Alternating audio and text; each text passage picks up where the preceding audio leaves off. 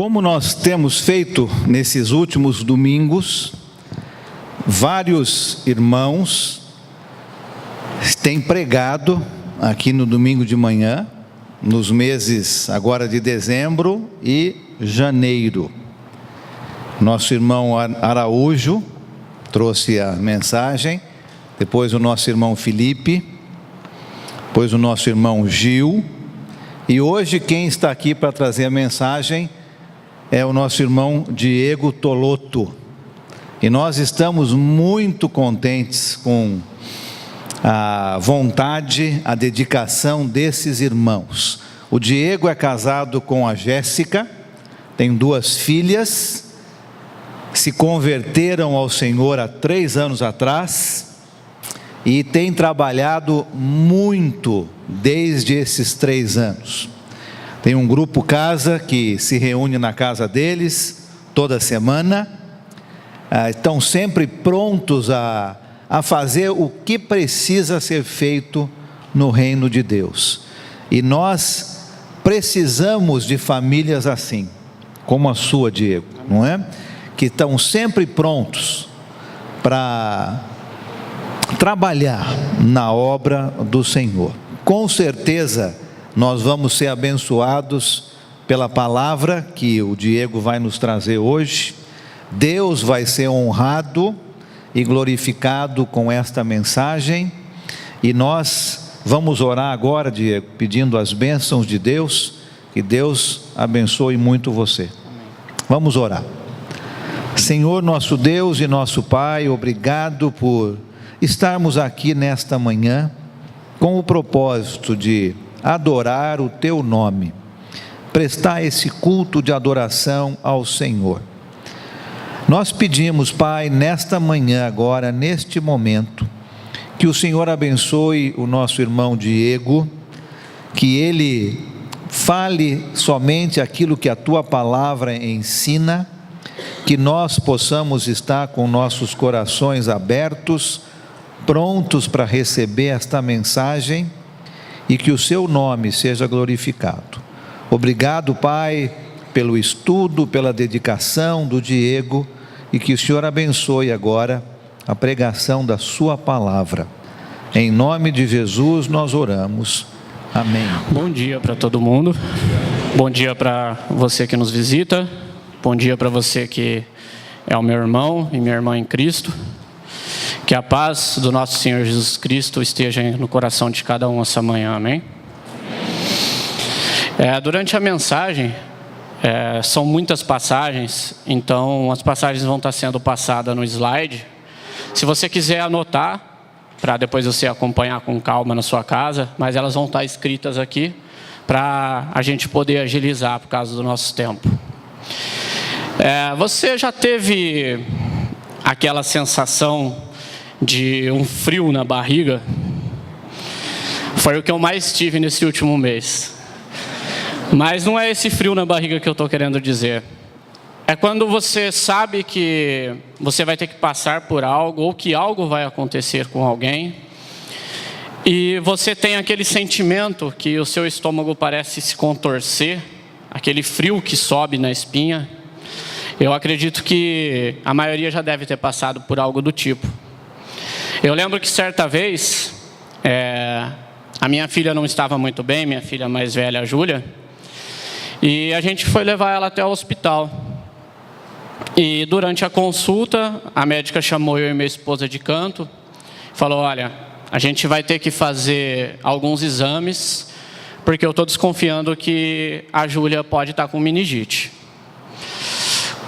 Quando eu recebi aquela notícia, eu acho que é o momento que eu mais me recordo na minha vida que eu tive esse sentimento. Eu não tinha forças para ajudar a minha filha naquele momento, porque eu ficava remoendo se aquilo realmente fosse, como é que ia ser dali para frente, como que a gente ia tratar. Mas graças a Deus os exames não deram em nada, e a Júlia está aqui hoje com a gente, né, para a honra e glória do nosso Deus. O Lucas leu aqui a passagem no Evangelho de Lucas, que Jesus Cristo tinha um sentimento desse tipo naquele momento. Eu acredito que em um nível que nenhum de nós consegue compreender, né? Mesmo porque o próprio Lucas descreve que o suor de Jesus era como gotas de sangue. A gente não sabe ao certo se ele suou sangue ou se foi apenas uma expressão que Lucas usou para mostrar o quão agonizante era aquele momento para Jesus. Se a gente pegar a mesma passagem que se encontra no livro de Marcos, no capítulo 14, versículos 33 e 34, a gente vai ver que Marcos também enfatiza, falando que Cristo estava numa tristeza mortal. Eles realmente tiveram o cuidado de nos passar que aquele talvez fosse o pior momento que Jesus Cristo estaria vivendo enquanto esteve aqui na terra como homem. O ponto é que, por que Jesus estava tendo esse sentimento? Nós vemos que na mensagem ele pede para que, se possível, para que Deus afastasse dele o cálice. Mas o que seria o cálice? Eu já vi muitos pontos de vista que dizem que o cálice era o momento da crucificação, né, no qual Jesus teria que passar por toda a humilhação, seria crucificado, seria morto. Só que se nós formos considerar esse ponto, Jesus Cristo ali naquele momento estaria pedindo para que Deus livrasse ele de ter que passar por isso. Consequentemente, nós não teríamos o perdão dos nossos pecados. Então, eu não gostei muito desse ponto de vista.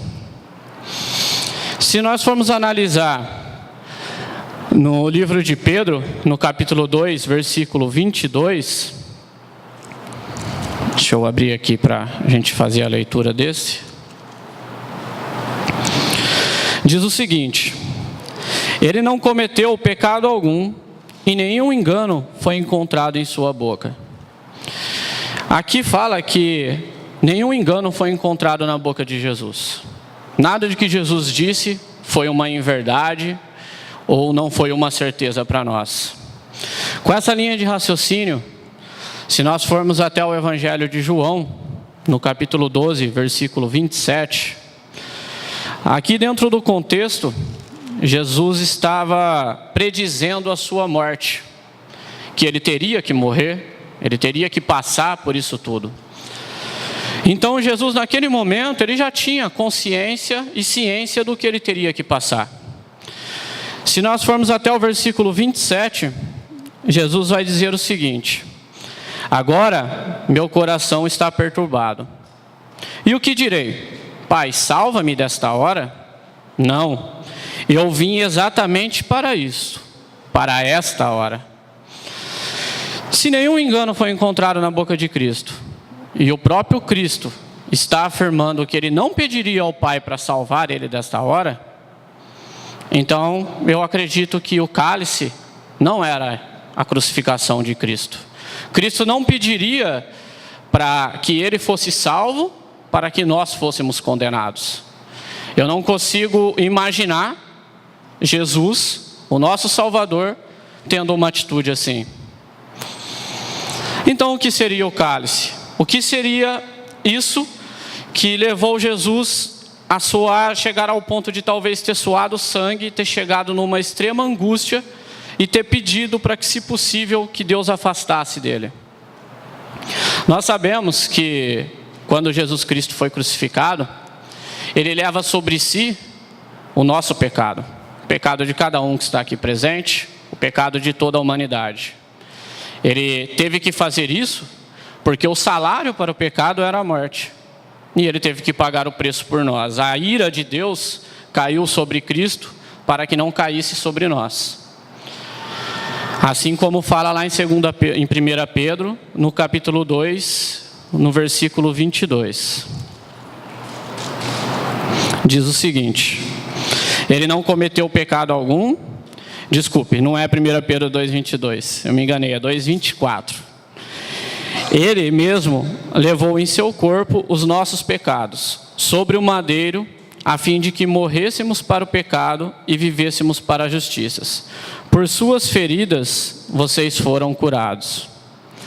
Então, no momento em que Jesus fosse para aquela cruz, ele estaria levando sobre o corpo dele os nossos pecados.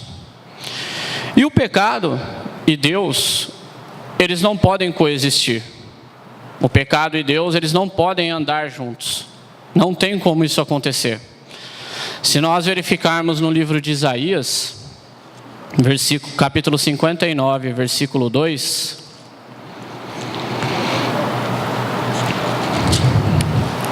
diz assim a palavra de Deus: mas as suas maldades separaram vocês do seu Deus. Os seus pecados esconderam vocês o rosto dele. E por isso ele não os ouvirá. No momento em que Jesus estava sendo crucificado, que o nosso pecado estava nele, que ele estava pagando o preço por nós, inevitavelmente ele seria abandonado por Deus.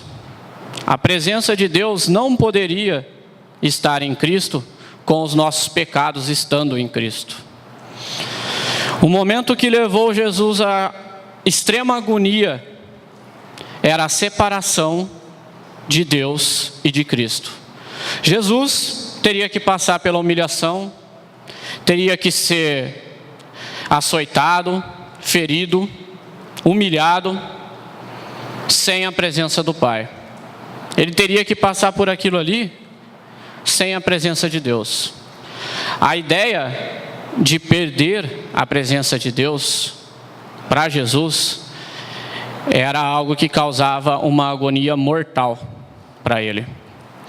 Se nós verificarmos no livro de Mateus, no capítulo 27, versículo 46,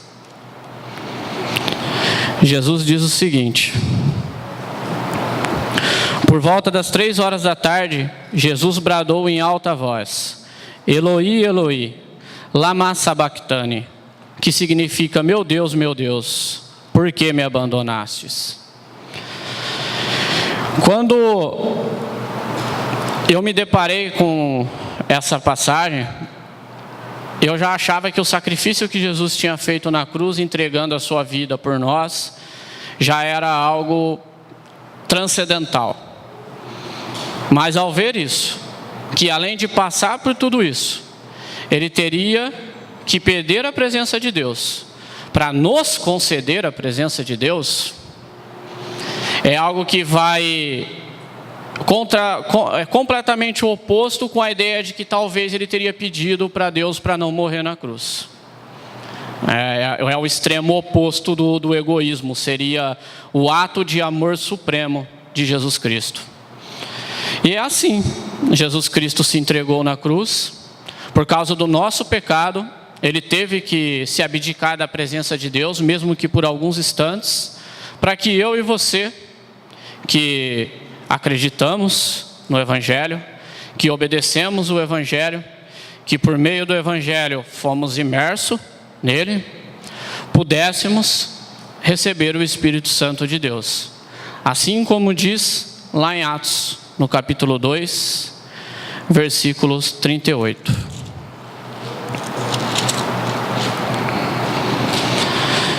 Aqui Pedro está pregando o Evangelho pela primeira vez. O reino de Deus está sendo instituído pela primeira vez aqui. E após Pedro pregar o Evangelho, que é a morte, o sepultamento e a ressurreição de Cristo, as pessoas ficaram aflitas e perguntaram para Pedro: e agora? O que a gente faz? Qual é o passo que nós temos que dar daqui em diante? E Pedro responde para eles: arrependam-se, a cada um de vocês, e sejam batizados em nome de Jesus Cristo, para o perdão dos seus pecados, e receberão o dom do Espírito Santo.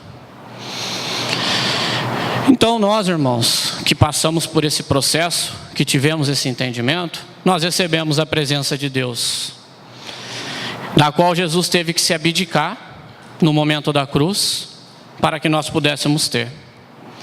A presença de Deus que nos auxilia. Talvez a ajuda que Jesus não teve no momento da crucificação, hoje nós temos um momento difícil das nossas vidas. E muitas vezes nós não lembramos que nós temos ela.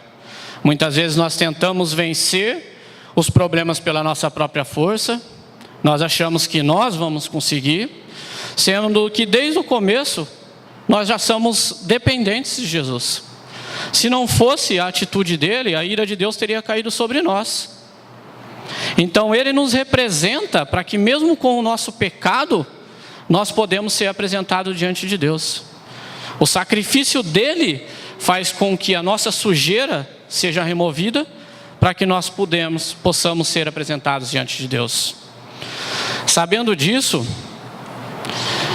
nós recebemos o Espírito Santo por meio do batismo, que segundo o livro de Efésios, no capítulo 1, versículos 13 e 14, diz o seguinte: quando vocês ouviram e creram na palavra da verdade, o Evangelho que os salvou, vocês foram selados em Cristo com o Espírito Santo da promessa, que é a garantia da nossa herança até a redenção daqueles que pertencem a Deus para o louvor da sua glória.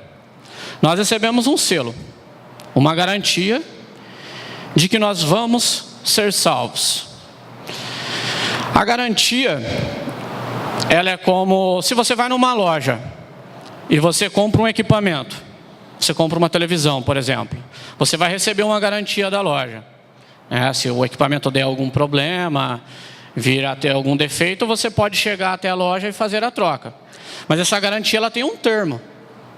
Não é simplesmente eu enfiei meu televisor lá dentro da piscina, agora eu vou chegar na loja e vou trocar ele, porque eu tenho a garantia. Tem um termo de garantia. O Espírito Santo é a mesma coisa. Nós temos a garantia. Mas como nós vamos cuidar dele? Eu vou simplesmente utilizar da forma como eu quiser, e quando chegar a hora, porque eu tenho a garantia, eu estou salvo? Não é bem assim que funciona, né? Se a gente for continuar no livro de Efésios, no capítulo 4, versículo 30 e 31, não entristeçam o Espírito Santo de Deus, com o qual vocês foram selados para o dia da redenção. Livrem-se de toda amargura, indignação e ira, gritaria e calúnia, bem como de toda maldade. O presente que nós recebemos de Deus, a presença de Deus que habita em nós, ela precisa ser cuidada, ela precisa ser cultivada. Nós não podemos tratá-la de qualquer maneira. Tem certas atitudes que nós não devemos ter, que nós devemos retirar da nossa vida, para que esse favor que nós não merecíamos possa continuar em nós, para que nós possamos continuar a tê-lo, para que aí sim, no dia da redenção, eu possa ir lá com a minha garantia e eu quero entrar. Dessa forma, no livro de Gálatas, fala o inverso. Fala um pouco do fruto do Espírito, lá em Gálatas capítulo 5, versículo 22. O fruto do Espírito é o amor, a alegria, a paz, a paciência, amabilidade, bondade, fidelidade, mansidão, domínio próprio. Contra essas coisas não há lei. Aquele que possui a presença de Deus, ele tem que exercitar essas coisas. Isso tem que ser algo constante na vida de um cristão, para que o Espírito que habita em você possa gerar o fruto. É através desse fruto que você vai poder requisitar a sua garantia, a sua troca. No momento em que você chegar lá diante de Deus, você vai, eu estava dentro de todos os padrões da garantia, agora eu posso entrar. Se a gente for analisar tudo que Jesus passou para nos conceder a presença de Deus, eu vejo que isso que nós temos que fazer não é nada. Não é nada. Todo o sofrimento, toda a dor, toda a humilhação, tudo Jesus já fez por nós. Agora nós vamos ter aflição, né? O próprio Jesus disse: nesse mundo tereis aflições, mas tem de bom ânimo, eu venci o mundo. E além de ter vencido o mundo, eu te dei o meu Espírito. Você também tem a presença de Deus. Então, aquele momento de aflição que talvez te dá aquele frio na barriga, que te dá aquele frio na espinha, uma próxima vez em que você se deparar com ele, você, em vez de tentar vencê-lo com as suas próprias forças, você pode lembrar que o Espírito Santo de Deus habita em você. A presença do próprio Deus está em você. Ou talvez aquele momento em que você for fazer algo, como diz lá em Efésios 4, 30 e 31, em que vai entristecer o Espírito, você pense duas vezes, porque Deus está habitando em você. O cristão, ele é o templo do Espírito Santo. Deus está habitando dentro de você. É responsabilidade sua cuidar disso. Somente sua. Não é responsabilidade do meu irmão, não é responsabilidade da minha mãe, dos meus pais, da minha esposa. É minha responsabilidade. Foi dado a cada um, é individual. Todo aquele que passa pelo batismo recebe a presença de Deus na sua vida. E você que nos visita hoje, eu gostaria de deixar para você que ainda não conhece o que é ter Deus habitando dentro de você, a maravilha que é você poder ser confortado nos seus momentos de dor, de angústia, o Espírito Santo interceder por você, até quando você não tiver forças para fazê-lo. Você pode me procurar, ou procurar qualquer irmão nosso aqui no prédio. Eu tenho certeza que todos aqui estão aptos para lhe ensinar como é que você faz para chegar ao arrependimento e receber a presença de Deus na sua vida. Amém? Essa é a mensagem que eu gostaria de deixar para vocês. Que Deus seja sempre louvado através de nossas vidas.